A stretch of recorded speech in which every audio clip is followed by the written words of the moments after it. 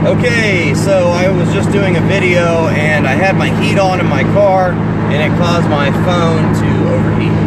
So sorry about that. So I'm just going to try to not ramble on so much and get to the main point of what I was trying to say. I'm going to try to just do this video over because I'm going to post it. When I was younger, I wanted to try anything and everything because I really wanted to live my life to the fullest. I wanted to say that I've at least tried everything out there or experienced everything and, really wanted to have a fun time and feel good.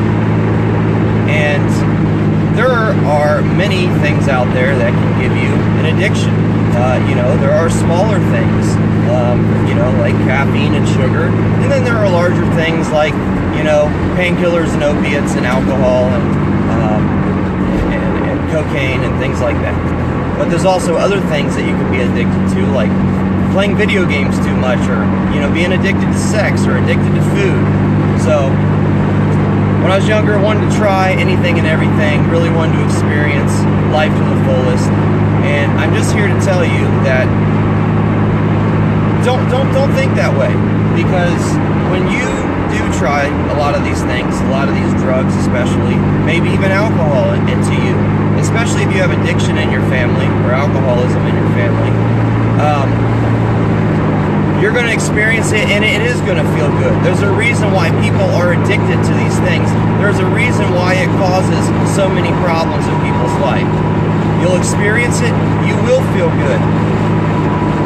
You may have a hangover the next day, you may be nauseous from it or something like that, but most part you're going to feel good. But after you experience this, nothing else in life will ever really give you that real excitement and that real adrenaline rush type of feeling like maybe the drug or alcohol or the future addiction is giving you. So you're always going to remember that one time of that time that you felt, and there are a lot of people that may be able to just put it aside. But you're going to remember that one time. Nothing's really ever going to compare, and you're going to want to do it again maybe.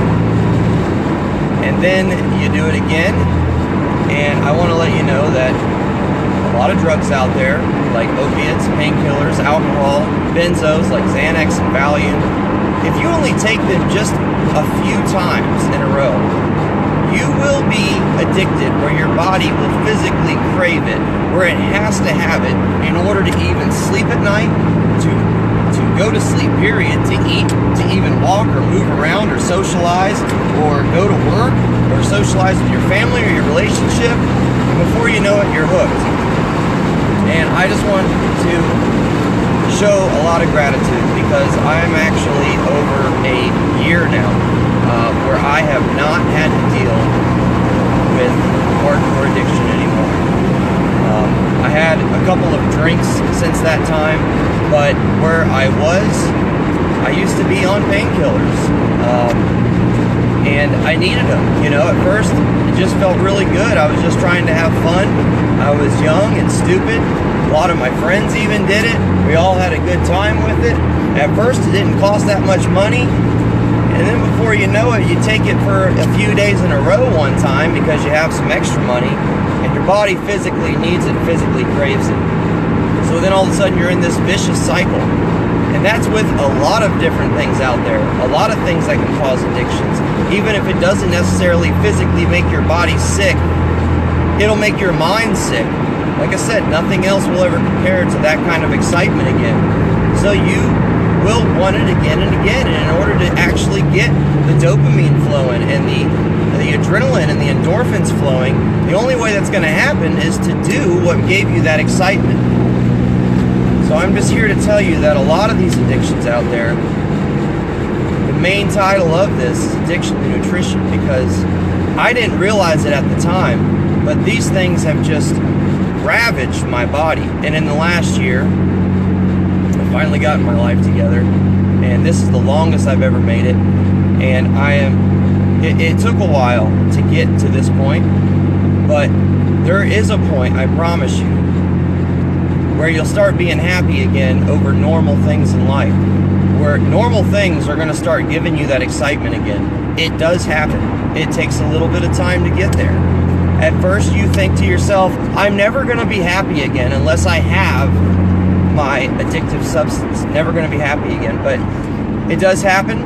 And now that I have made it, 13 months, I mean, I feel so much better than what I did, and this is the thing, is when you are going through all this, and you may have the problem for a long time, you don't understand what it does to your body, what it does to your health, what it does to your digestive system, your circulation system, your brain, every bit of your health. It does a lot of damage. So when people first try to quit an addiction of any kind, your body is going to take a very long process of trying to heal from that. So I have had to go to doctors, I've had to get blood tests, I've had to take vitamins, I've had to exercise a lot, I've had to make sure I got plenty of rest, drink plenty of water. For me, I've cut out mostly 95% of all the soda I drank, cut out smoking cigarettes. I mean, anything and everything that is not good for your body, take out. And I promise you, if you start actually working on your health and actually taking care of your body, it's not always fun, it's not always easy, it's hard work.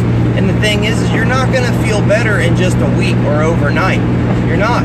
It takes sometimes months of continually doing the same thing over and over, the same boring thing, maybe drinking nothing but, a half a gallon of water a day, or, eating nothing but, fruits and vegetables and good high quality protein or organic food, exercising. It takes a lot of time for you to continually keep doing that before your body feels better. So, I quit multiple times in the past. Let me explain something to you. This addiction, lost many jobs over it, directly or indirectly. I was living in a tent in the middle of October for 3 weeks at one time. It caused me to go to jail one time in my life. It's caused me to lose a lot of relationships. Every nice thing that I had, everything that I spent money on, I may have spent $500 on something and would sell it for 30 or 40 bucks on a bad day because I had no money. And you never can have anything nice. You can never have good relationships. Eventually, if you keep letting the addiction, build up, eventually it's just going to take everything.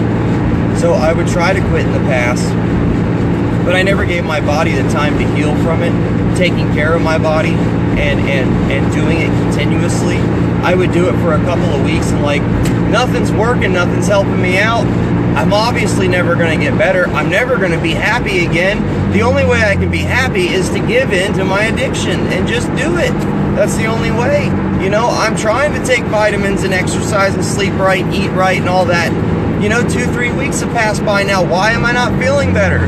Because you've ravaged your body for so long. It takes a long time to get there. Okay? It takes a long time. And I am 13 months into this. And let me tell you, I am not even halfway there yet. I still feel like crap on a lot of days. I still deal with, a lot of, hard feelings, depressive feelings, emotions. So it's not easy. But if you keep doing it, now that I've made it to this point, normal things in life are giving me that excitement now.